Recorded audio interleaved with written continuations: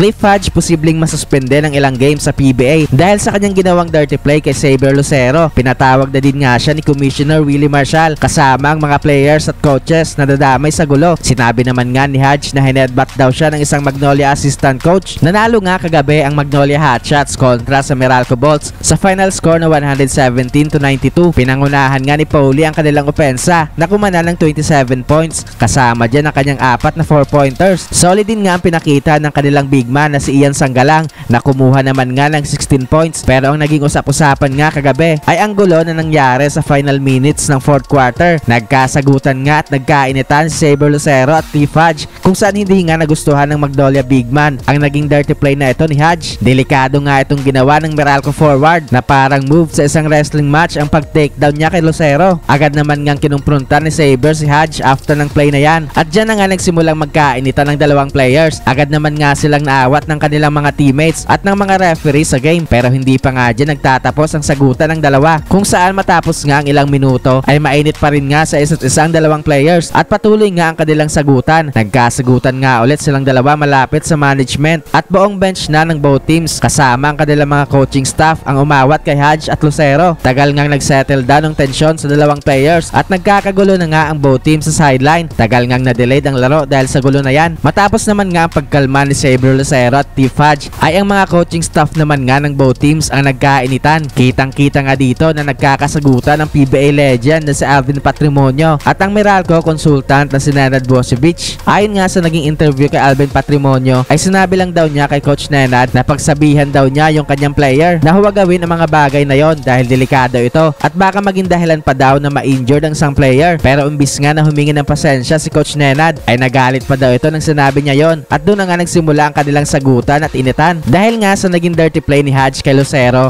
ay natawagan nga ng flagrant foul penalty 1 si Cliff Hodge pero sa naging post-game interview naman nga kay Lucero ay hindi lang dapat daw sa loob ng court magka-penalty si Hodge. Sana daw ay may gawin ng PBA para parusahan ang mga ganitong aksyon sa loob ng court lalo na't ito'y delikado. May parinig pa nga si Lucero sa PBA management na kung hindi daw nila paparusahan ang mga ganitong dirty play sa liga ay hindi na daw niya alam kung anong klaseng liga itong nilalaroan niya. Hindi lang daw ito basta basketball at nagpapasalamat siya na walang nangyaring masama sa kanya. Sa naging depensa naman nga ni Cliff Hodge ay ang intensyon lang daw niya ay ma-stop si Lucero sa fast break para iwasan na magkaroon pa ito ng easy layup. Sa kapapasok lang nga na balita ay pinatawag na daw ng PBA si Cliff Hodge ukol sa kanyang naging dirty play kay Lucero. Ayon nga daw kay Commissioner Willie Marshall ay tinitingnan na daw ngayon ng technical committee ang nangyaring insidente at ipapatawag din daw nila kung sino pa ang naging involved sa gulong yon. Sinabi din kasi ni Hodge na meron daw nag-headbutt sa kanya na isang Magnolia assistant coach. Kaya abangan na lang natin kung ano ang magiging hatol ng PBA management kay Cliff Hodge at sa mga nadamay sa gulo. Malaki nga ang posibilidad na magkaroon ng fine si Hodge or worse baka masuspend pa ito ng ilang games.